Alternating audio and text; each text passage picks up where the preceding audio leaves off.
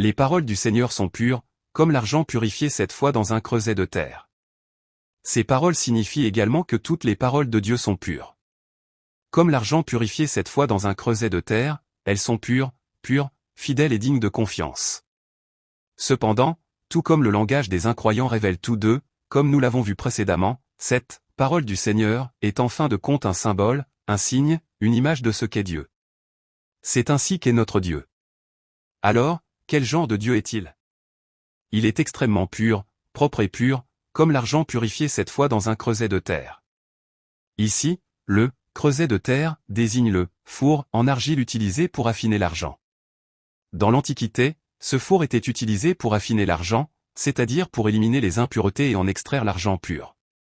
Par exemple, si du minerai brut extrait de la montagne, contenant des impuretés et de l'argent, était fondu dans la fournaise ardente, l'argent resterait et toutes les impuretés seraient éliminées, laissant de l'argent pur.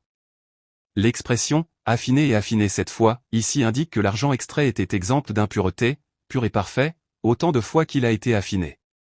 Autrement dit, Dieu est comme cet argent, extrêmement pur, propre et parfait. Alors pourquoi David dit-il cela maintenant? C'est pour témoigner que le jugement de Dieu est certain. Non, Dieu n'est pas du genre à mentir. Non, c'est pour souligner que Dieu est un être fidèle qui accomplit et met toujours en œuvre sa parole. N'est-ce pas? Cette Bible, cette parole de Dieu, parle du début à la fin du jugement de Dieu à la fin du monde.